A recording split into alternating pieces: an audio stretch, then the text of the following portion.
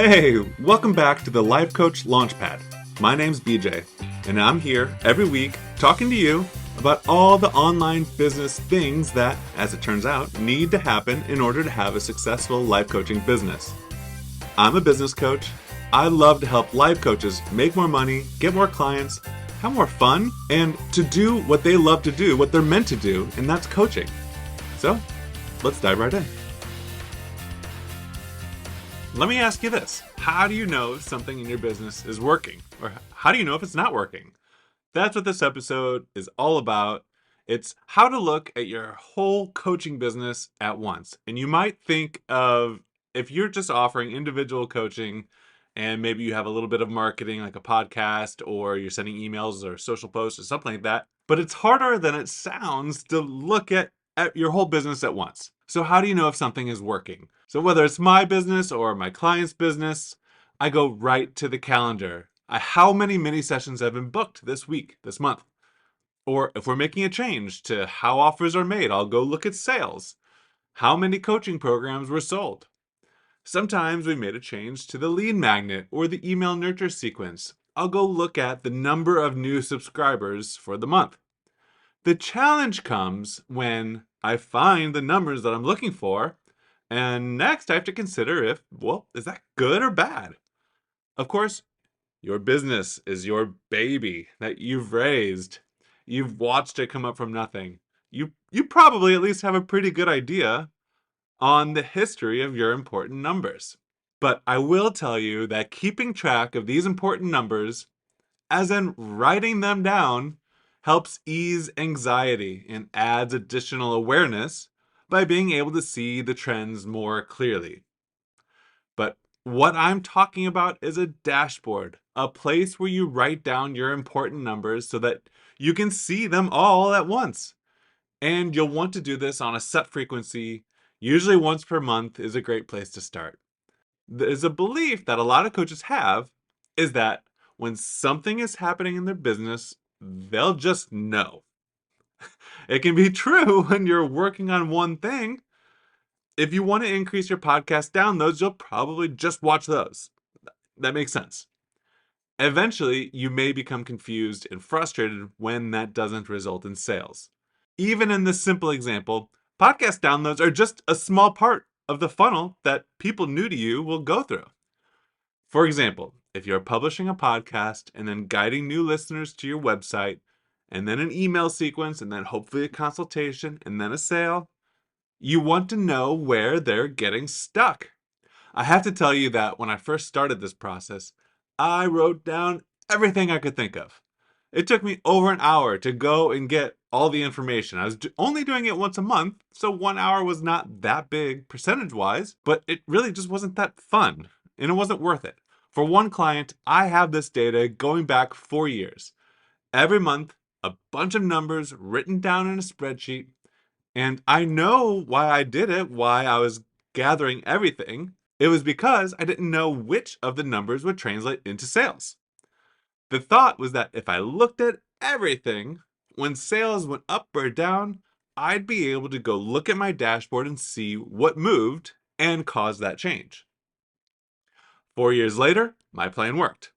I've whittled my list of parameters that I keep track of and have a good understanding of what really moves the needle. Additionally, I can grab all the data in just about 15 minutes, something well worth the time to go do. Another reason why it's important to have a dashboard is to be able to quickly look back in time at your business. There will come a time when you want to quickly know what was happening back when.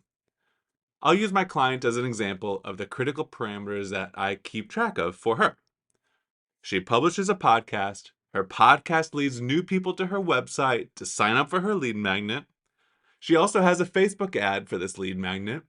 She offers individual coaching all the time, and the doors to her group coaching program open several times per year. She also has a YouTube channel and posts to Instagram and Facebook. So here it is.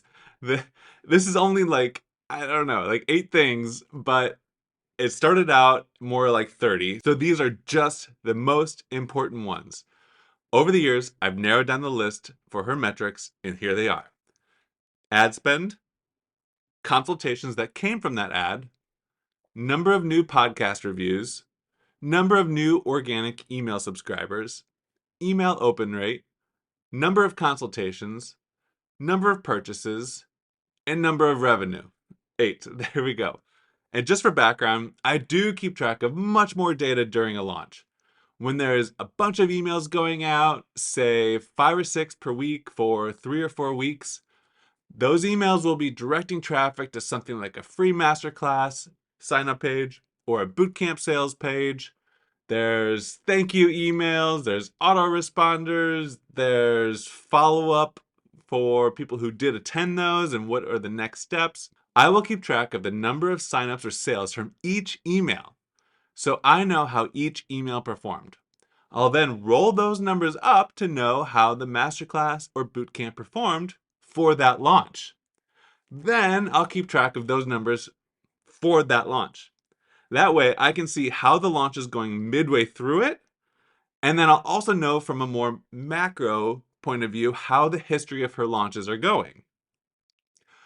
But I've compiled that list of metrics that I track for her ongoing into her dashboard that you can download. So I created a template. You can find it at bjbutler.com/32. It's just those metrics. I know it's hard to, in case you didn't write them all down, I have them in a spreadsheet, in a Google Sheet that you can go download for free. How I decided what stays on the list or not comes down to likelihood of driving a critical business result, like revenue, and honestly, if I've had an issue with it in the past. Ad spend is there, obviously, because it's going to play a big role in the overall business results. So that's why that's there. Then I also have email open rate. Not necessarily something that you look at every day, but I'm currently helping a client through a pretty major deliverability issue, so it's something that I keep a close eye on for her.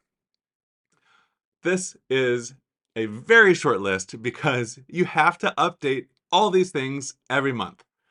To be clear, you can use the frequency that is best for you, but likely monthly is going to be what it is. The more data you put on here, the more effort you'll put in every month getting that information. Feel free to download the dashboard template and add or subtract to it with the metrics that make sense for you. Again, you can download the dashboard at bjbutler.com/32. The reason why I took the time to adapt this dashboard into a template is because my number one goal is to help you get more coaching clients. If there's something that I have that will help you, it's yours. I'm not hoarding information. I'm not holding it over your head until you do something. You'll find the same experience if you book a free mini session with me. I will share what I know about any topic with you about the business of coaching with the time that we have together. I believe so strongly in keeping a dashboard for your business. I have this mini offer for it. If you want me to create the dashboard for you, we'll do it over the phone and I will teach you how to go get the right data for it. I will. We'll meet for an hour. You'll walk away with your dashboard ready to go. I'll let you practice with it, and then we'll meet a week or so later to go over any needed improvements or additions. If you're listening to this episode in the future, though, you can ignore this offer. It's only available until Thursday, July 11th. To see pricing on this offer, it's at the same link, bjbutler.com/32. This is not something I normally offer. It is usually just a part of my full coaching package. But like I said, I'm always looking for ways to help you get more clients, feel more in control of your business, and just have more fun running your coaching business. If you just run the metrics I talked about above, it's just those 8 things to look at. Should take you about 15 minutes. I promise it'll be worth your time. Download it for free at bjbutler.com/32 or have me do it for you. That's it for today. Talk to you next week.